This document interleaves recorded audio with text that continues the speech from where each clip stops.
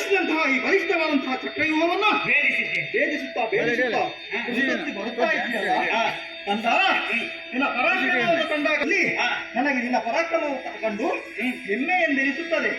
ಅಯ್ಯ, ಸಿಂಹದ ಹೊಟ್ಟೆಯಲ್ಲಿ ಸಿಂಹದ ಮರಿಯೇ ಹುಟ್ಟುತ್ತದೆ ವಿರಹ ಕುರಿಮರಿ ಹುಟ್ಟುವುದಕ್ಕೆ ಸಾಧ್ಯ ಉಂಟೆ?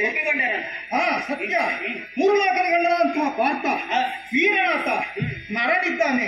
ಅಂತಹ ನರನ ಪುತ್ರನಾದಂತಹ ನೀನು ನರಸಿಂಹ ಅಂತ ಹೇಳಿದ್ರು ತಪ್ಪಾಗಲಿಕ್ಕಿಲ್ಲ. ಅವರ ಹಾಗೆ ಪ್ರವರ್ತಿಸ್ತಾ ಇದ್ದೇನೆ. ಅಯ್ಯ, ನೀನೇನು ಎಳೆಯ ಹುಡುಗ, ಮಕ್ಕಳ ಜೊತೆ ಆಟವನ್ನು ಆಡುತ್ತಾ ಇರಬೇಕಾದವನು. ಆದ್ರೆ ಕೈಯಲ್ಲಿ ಆಯುಧವನ್ನು ಹಿಡಿದು ಯುದ್ಧಕ್ಕೆ ಮುಂದಕ್ಕೆ ಬರುತ್ತಾ ಇದೆಯಲ್ಲ ಅಯ್ಯ, ನಿನ್ನನ್ನು ನಾನು ಕೊಂದೆ ಅಂತಾದ್ರೆ ನನಗೆ ಈ ಕಾಲದಲ್ಲಿ ಶಿಶು ಹತ್ಯಾ ದೋಷದ ಪಾಪ ತಟ್ಟಬಹುದು. ಹಾಗಾಗಿ ನಿನಗೊಂದು ಮಾತನ್ನು ಹೇಳುತ್ತೇನೆ, ಈ ಚಕ್ರವ್ಯೂಹ ಎಲ್ಲ ಬಿಟ್ಟು ಇಡು, ನಿನಗೆ ಹೋಗೋದಕ್ಕೆ ದಾರಿ ತೋರಿಸ್ತೇನೆ. ನಡೆ. ನಿಮಗೊಂದು ಕಥೆ ಏನು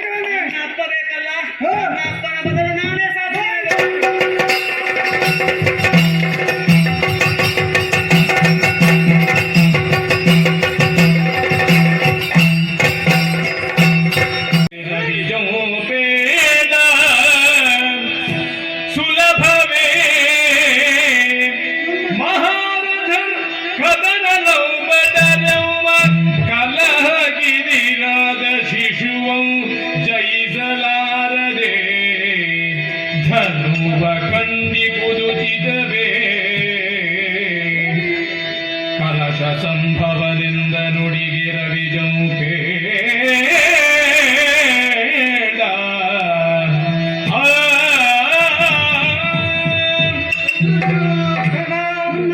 ಸಾಮಾನ್ಯದ್ದಲ್ಲ. ಮಹಾರಥಿಗಳು ಅಧರಥಿಗಳು ಅಲ್ಲದೆ ಘಟಾನುಘಟಿಗಳೇ ಸೇರಿದಂತಹ ಸೇನೆಯಲ್ಲಿದ್ರು ಈಗ ಸೋಲಾಗುತ್ತಾ ಇದೆ. ಇದು ಆತನ ಪರಾಕ್ರಮಕ್ಕೆ ಸಾಕ್ಷಿ. ಹೌದು, ಅಂತಹ ಪರಾಕ್ರಮಿಯ ಎದುರು ಇಂತಹ ಮೋಸದ ಯುದ್ಧ ಮಾಡುವುದು ಸರಿಯೇ? ಇದು ನಿಮಗಾದರೂ ಶೋಭೆಯನ್ನು ತರುತ್ತದೆ. ಇದು ಅಧರ್ಮದ ಯುದ್ಧ. ಈ ಕೆಲಸವನ್ನು ನಾನು ಮಾಡಲಾರೆ. ಅಯ್ಯ ಕಣ್ಣ, ಧರ್ಮ ಅಧರ್ಮ ಏನಿದ್ರು ಅದು ನಮ್ಮ ಒಡೆಯನಾದಂತಹ ಕೌರವನಿಗೆ ಸೇರಿದ್ದು. ಇಲ್ಲಿ ನಾನೀಗ ಸೇನಾ ನಾಯಕನಿದ್ದೇನೆ. ನಾನು ಹೇಳಿದಂತಹ ಆಜ್ಞೆಯನ್ನು ನೀವು ಪಾಲಿಸತಕ್ಕದ್ದು. ಹಾಗಾಗಿ ಈ ಕಾರ್ಯವನ್ನು ಮಾಡತಕ್ಕದ್ದೇನೆ.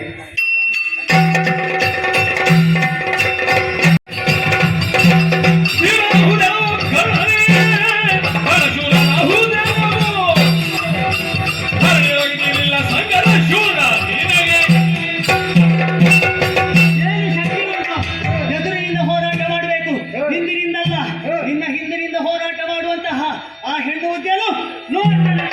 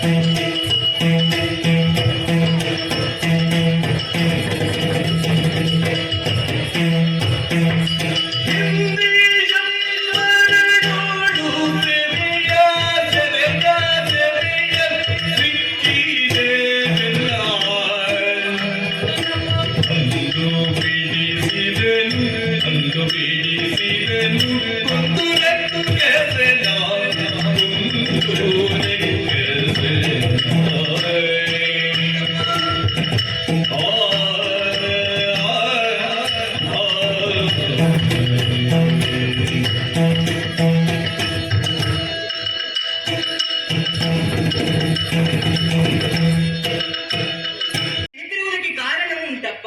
ಯಾಕೆ? ಈ ಹಿಂದೆ ಅಂದ್ರೆ ಪೂರ್ವ ಜನ್ಮದಲ್ಲಿ ಗಿರಿಜಾ ಕಲ್ಯಾಣ ಪ್ರಸಂಗವನ್ನು ನೀವು ಕೇಳಿರಬಹುದು ಅಲ್ಲವೇ?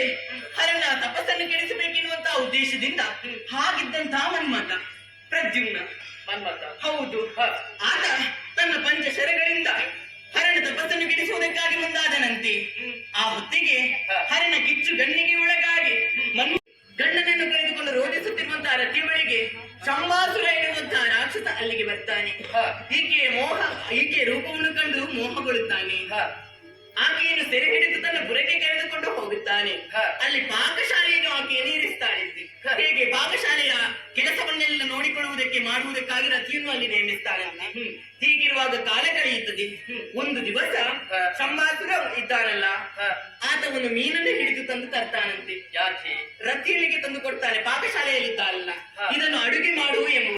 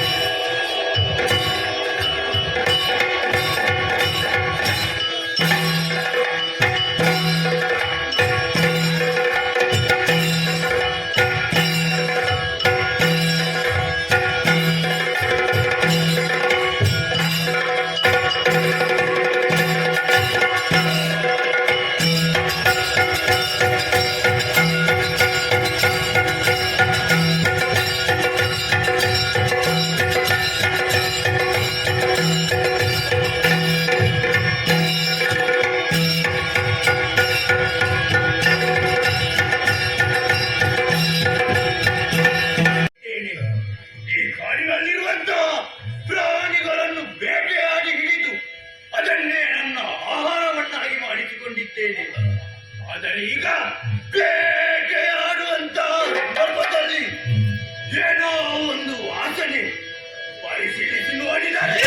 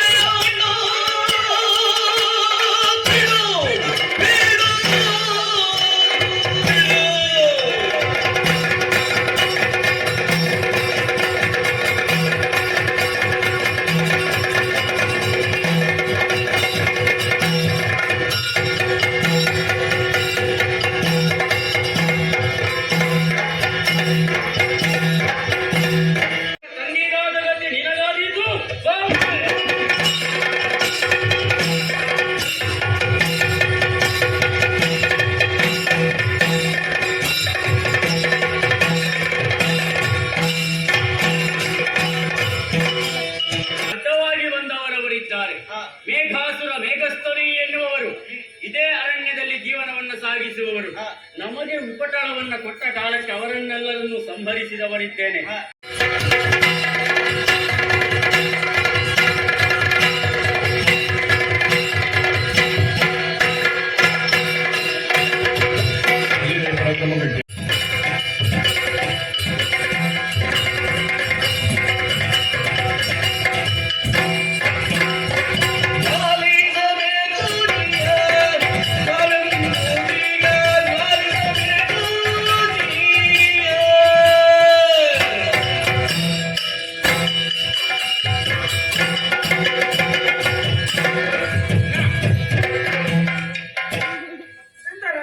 ಸ್ವಲ್ಪ ಮೈಯ ಮೇಲೆ ಪ್ರಜ್ಞೆ ಬೇಕು.